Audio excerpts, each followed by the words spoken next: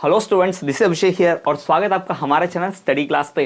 तो जैसा कि आप सभी जानते होंगे कि एमपी डीएलएड की परीक्षा की तारीखें घोषित हो चुकी हैं। प्रथम वर्ष के 22 मई और द्वितीय वर्ष के 23 मई। तो हमने इसके लिए एमपी डीएलएड का परीक्षा की तैयारी का अपना एग्जाम 2025 का डीएलएड का स्ट्रेटेजी लेकर आए हैं और डे बाय डे हम लेकर आ रहे हैं एक एक दिन। आज हम बयानेंगे दिन तीसरा है हमारा, थर्ड डे, और आज हम की इस स्ट्रेटेजी में डिस्कस करेंगे। हमारी ये जो डे 3 की स्ट्रेटेजी होगी इसमें हम डिस्कस करेंगे कि भाई कैसे आपको प्रश्नों के उत्तर याद करने हैं और कैसे उत्तर को तैयार करना है। यानी किसी चीज को पढ़ने के बाद उसका उत्तर कैसे लिखना होता है, कैसे तैयार करना होता है, किसी जो भी प्रश्न टॉपिक दिया गया उसको याद कैसे करना होता है, ये सब कुछ डिटेल में हम डिस्कस करेंगे। जैसा कि आप सब जानते हो कि डीएलएड में भाई बहुत बड़े बड़े प्रश्न उत्तर होते हैं, डिटेल में भी आते हैं, 5 नंबर के भी आते हैं, 3 नंबर के भी आते हैं, 2 नंबर के आते हैं और 1 नंबर का वस्तुनिष्ठ भी आता है।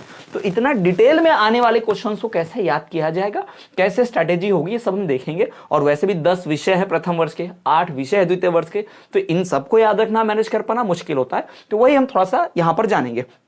चलिए बात करते हैं। मैं आपको वीडियो के एंड में बताऊंगा हमारे क्रैश कोर्स के बारे में भी, लेकिन उससे पहले हम इस पे थोड़ा डिस्कस कर लेते हैं। चलिए बात कर लेते हैं हमारा मेन। जैसे उदाहरण के तौर पर मैं आपको समझा रहा हूं, एक टॉपिक मैंने उठा लिया, ठीक है। जैसे आप कोई भी कॉपी किताब उठाते हो, जिसमें नोट्स उठाते हो, जिसमें आपको एक क्वेश्चन मिलता है, एक टॉपिक मिलता है। क्वेश्चन जैसे यहां पर उदाहरण के तौर पर लिया है कि अधिगम क्या है, बतलाइए कि अधिगम क्या है, अधिगम क्या है, ठीक है। पहली बात तो ये जान लीजिए कि अधिगम इस शब्द की जानकारी ले लीजिएगा, ठीक। तो जैसे अधिगम का ही दूसरा नाम क्या होता है, सीखना, ठीक है। बहुत कम लोग इसको जानते होंगे और जो लोग जानते हैं उनके लिए बहुत बधाई भाई। तो अधिगम का ही दूसरा नाम क्या होता है, सीखना। तो हो सकता है आप अधिगम पढ़कर गए, बहुत से बच्चे ऐसा करते हैं, सीरीज में क्या करते हैं, सीरीज से क्वेश्चन पढ़कर जाते हैं, एग्जाम में अधिगम की जगह सीखना आ जाता है और फिर बाद में फिर गालियां देते हैं सीरीज वालों को कि भाई सीरीज में तो कुछ था ही नहीं, मैंने पढ़ाया अधिगम के बारे में, फिर वहां जाकर थोड़ा सा शब्द बदल दिया, अरे सर ने तो जो पढ़ाया वो तो आया नहीं। तो थोड़ा दिमाग लगा के पढ़ना सीखो, है ना। रटना बंद करो। टीचर बनने जा रहे, खुद रटोगे और बच्चों को ज्ञान दोगे कि भाई बच्चों रटना बुरी बात है, तुम याद करो, समझो, रटो नहीं, तो ये गलत है।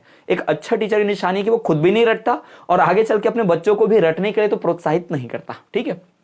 तो सबसे पहले जिसको जो टॉपिक मिला है, हमको जो सब्जेक्ट मिला है, हमको यहां पर सब्जेक्ट क्या मिला है, अधिगम। अधिगम क्या है, तो सबसे पहले तो आप भाई इसके बारे में जानो, अधिगम क्या होता है, इसकी परिभाषा तैयार करो, ठीक है, इस टॉपिक के ऊपर। अब मैं ऐसा इसलिए बोल रहा हूं क्योंकि सीरीज में क्या होता है, अधिगम के प्रभावित करने वाले कारक कौन से होते हैं, ऐसा क्वेश्चन दिया है, ठीक है। अधिगम के प्रकार ऐसा क्वेश्चन दिया, मान लो 2 तरह से दिया है, लेकिन अगर परीक्षा में तीसरे तरह से सिद्धांत पूछ दिया तो, परीक्षा में चौथे तरीके से परिभाषा पूछ दिया तो, अधिगम और सीखना में क्या समानता है ये पूछ दिया तो अब क्या करोगे। इसलिए कभी भी सीरीज से मत पढ़ो, कभी भी किसी गाइड से, किताब से मत पढ़ो, क्योंकि वहां पर डायरेक्ट प्रश्न उत्तर दिए रहते हैं, थ्योरी नहीं दी होती।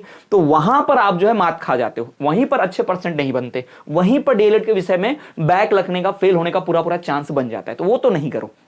किसी भी टॉपिक को उठाओ। अब जैसे अब हमारे चैनल पर ऑलरेडी मैं गेस क्वेश्चन बनाता हूं कि ये क्वेश्चन बहुत इंपॉर्टेंट है, ये टॉपिक बहुत इंपॉर्टेंट है, तो आप क्या करो, इंपॉर्टेंट टॉपिक्स आप खुद से भी कर सकते हो। पीवाईक्यूज निकाले, बार बार जो क्वेश्चन दोहराते हैं या जो गेस क्वेश्चंस मैंने बताए, उन क्वेश्चन को पकड़ो और उस क्वेश्चन को, उस टॉपिक से संबंधित जितने भी क्वेश्चन हो सकते हैं पॉसिबल, वो सब बना लो। जैसे यहां पर अधिगम है तो अधिगम से संबंधित यहां पर सब कुछ है। जैसे अधिगम की परिभाषा क्या होती है, एक चीज, अधिगम को प्रभावित करने वाले कारक कौन से होते हैं, 2 चीज, 2 आंसर हो गए। तीसरा, अधिगम के प्रकार कितने हैं, कौन कौन से हैं, 3 चीज। अधिगम का सिद्धांत कौन है, 4। अधिगम के ऊपर कई भाषा वैज्ञानी होंगे, मनोवैज्ञानी होंगे, बाल मनोवैज्ञानी होंगे, कई सारे लोग होंगे जिन्होंने अधिगम के ऊपर कई सारे अपने परिभाषाएं, अपना कथन, अपनी बहुत सारी चीजें कही होंगी, योगदान दिया होगा, उनके बारे में पढ़ के रख लो।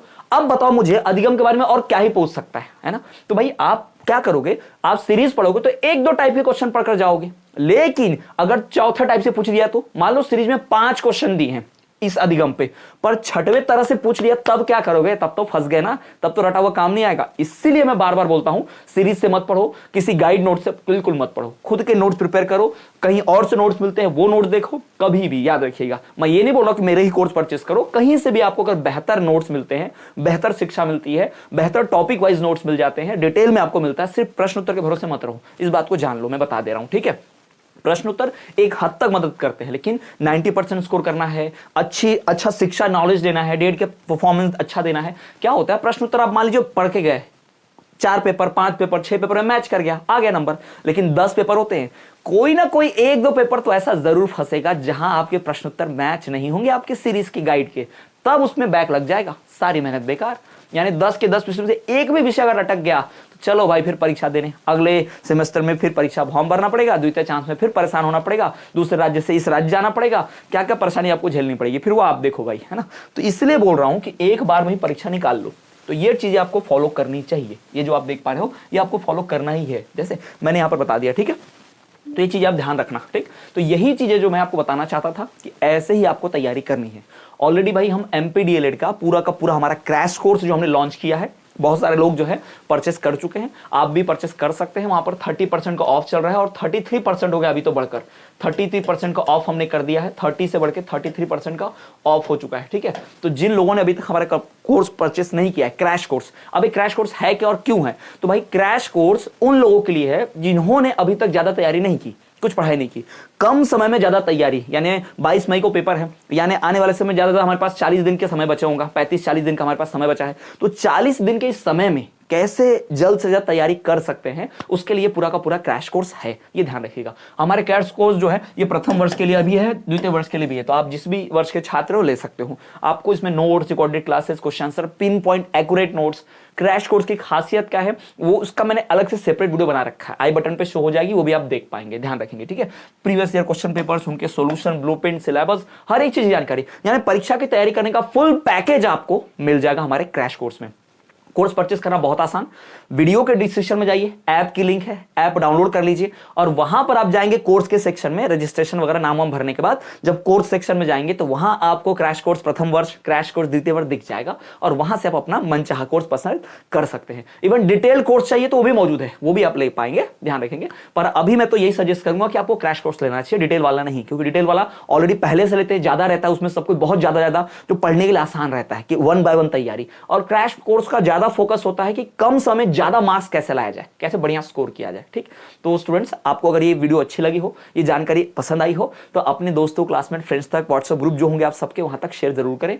और जो भी आपके साथ ग्रुप होगा जो दूसरे राज्य आएंगे यानी मध्य प्रदेश आएंगे पेपर देने, तो अपना जो ग्रुप होगा उन तक जानकारी जरूर शेयर कीजिएगा, चैनल को शेयर कीजिएगा, उनको बताइए कि हमारे चैनल पर संपूर्ण तैयारी करवाई जा रही है और डेली होगी। तो इसी तरह के वीडियोस के लिए चैनल को सब्सक्राइब करके बेल नोटिफिकेशन ऑल पर करना ना भूलना, क्योंकि सब्सक्राइब करके बेल नोटिफिकेशन ऑल पर रखोगे तो भी जैसे ही कोई नोटिफिकेशन आएगी गवर्नमेंट से, MPBSC से, एग्जाम से संबंधित, सेंटर चेंज, एडमिट कार्ड, सब मैं आपको बता दूंगा। तो मिस नहीं करना चाहते हो सब्सक्राइब करके बेल नोटिफिकेशन ऑल पर जरूर रखना और अन्य वीडियोस के लिए प्लेलिस्ट चेक करना। तो चलिए मिलेंगे आपसे अगले वीडियो में, तब तक के लिए देखते रहिए हमारा चैनल स्टडी क्लास।